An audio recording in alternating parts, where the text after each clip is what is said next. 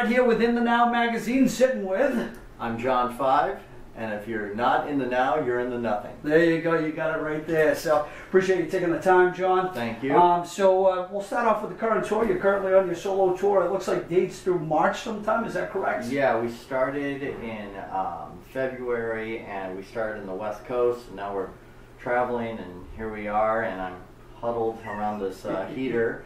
So I'm not used to it, and you have no jacket, so I can tell that you're used to it. So well, I don't know if you ever get used to it, but you kind of deal with it, right? Yeah. So it is freezing up here. Yeah, no, it's been going great. You know, all the shows have been wonderful, so I'm really happy about it. Excellent, excellent. I've heard nothing but great reviews so far, so I'm looking forward to the show tonight. Yeah, me too. So careful with that axe. Yes. Came out last year. Why don't you kind of take us through the writing process with it and how it all came together? Yeah, I wanted to do a, I do these instrumental records, and I wanted to do this one really live, like just get the guys in a room and just play and see how it comes together. Because I've never done a record like that where we just record all at once and stuff. And my good friend Roger Carter has a studio called the Doghouse Studio, which in Woodland Hills, California, and we started going through this stuff, and it came together really, really quick, and there's a bunch of crazy music on it, all different styles of music, and at the end I was like, man, I'd really like to take this out on the road because it's a very live sounding record, and that's exactly what we've done. This is my very first instrumental tour, and I've been putting out records, instrumental records, since like 2004. So sure. It's a long time due. Must be nice to get out there and play it live, right? Yeah, it's great. Yeah, it's a lot of fun, and people dig it, and that's what I really enjoy, that the people dig it, because it is such a wild show. I bet. So now the band that works with you in the studio, same band that you take on the road with you, or the drummer is the same. The bass player I used on the record, his name is Matt Bissonette, and he plays with Elton John. So he is out with Elton John. So I went to MI and just got a great bass player by the name of Ian Ross, and auditioned a bunch of people, and he was the guy. So it was, he's great. He's like 26, so it's really worked out. Excellent. So now, how do you, with an instrumental type album, of course you put out quite a few of them, how do you come up with the naming concept? A lot of times when you have lyrics, you go off the lyrics. Exactly. That's a fine question. What I usually do is, I'll really think about the whole concept of the record. Like Devil Knows My Name was all serial killers, and this one, Careful with That Axe, that means like, careful with the guitar. You don't know if it's going to bring you happiness or sorrow or richer or poorer or anything like that. So what I did was, a lot of the song titles revolved around then axe murders, Careful with That Axe, another meaning around the United States, like Villisca, Iowa. There was one, Portrait of Sidney Sloan. Sidney Sloan was an axe murderer. So, so I put a lot of thought into the titles as well.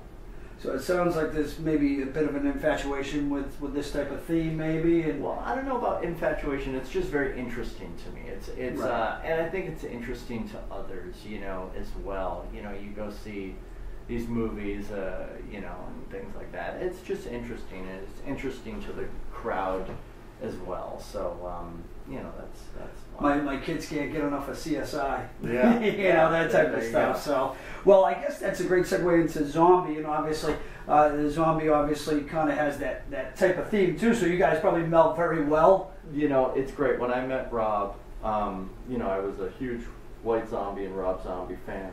And when I met him, it's like we had so much in common, and I've been in the band with him now for 10 years, and it's just going great. It's just like being in a band with your best friend. So it couldn't be a better fit. Well, what a career you've had so far, working with David Lee Roth, working with Marilyn Manson, all the different artists that you've worked with, Steve Vai and all those. So, what more is there? From there, are there still some folks on there that I would love to work with this particular person, band, or? Well, I'm very content, and I love working with other artists, writing or playing a guitar solo on something, but I am very content with what I've done and where I am, and so it's home, so it's good. Is there anybody out there though that sticks out that you're like, hey, I'd love to work with this person? Of course, if there was like a Paul McCartney or Prince or Ringo Starr said, hey, come play a solo, I'd be like, okay, cool, you know. So of course. Yeah. I love the wide array that you have too. I mean, it's fantastic. Seeing some, I mean, I see you work with Ricky Martin doing some stuff, and you know, it's just Skinner, and you're kind of all over the place. Yeah, I just look at it as music, you know. It's just music. It's music, and I love music, so I don't really put a label on it, really. Well, it's so you had a couple projects in the past. I think what was it with John Lowitz in the Loser project as well too. And will those ever see the light of day, or? I don't think so. That was something I did right before I got into Rob Zombie, and you know, I chose Rob Zombie, which I think was a very good choice. I would say so. Yeah. I saw you guys at Download last year. It was amazing. Yeah. Great show, great show. Yeah, that was a great show. That was a great show. Speaking of shows, is there one show, if you had to pick one in your career, that stands out that you were like, wow, this is amazing? I'm sure there's plenty, but... There's plenty. There's so many. You know, with Zombie, we try to do just great shows. I don't know. That's a tough one. It's a really tough one because there's been so many. Sure, I can understand that. So I'll finish up here. A couple quick questions. Basically, when you're off tour, what are you doing? I'm usually watching movies, playing guitar. I like to go to movies, go out to dinner with my wife, hang out with the kids, but you know, I'm usually just playing guitar, doing those things, doing those normal things. So you love the guitar, huh? Oh yeah, that's it. That's my whole life, you know. I'm just waiting for it to warm up right now. So you can get your hands on it, right? So, and I'm sure the fans want to know, you know, when you pick a guitar brand, what goes into that? I mean, I guess the one biggest aspect to that. Well, when I was a kid, I loved Hee-Haw, and they all played Telecasters, and so, you know, I wanted to play a Telecaster, and that's what I play today, and it was our first solid body electric guitar, and I just love it so much.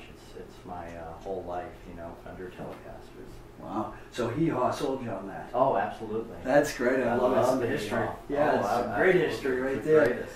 So, any final words for the fans out there? I just come out to these shows. You'll really enjoy them, and you know, it's a very special thing what's happening right now. So come on and check it out. Excellent. Well, certainly appreciate your time. You heard it here. John 5 on tour right now. Careful with that axe. Go pick it up, and appreciate your time. Thank you. Thanks. All right.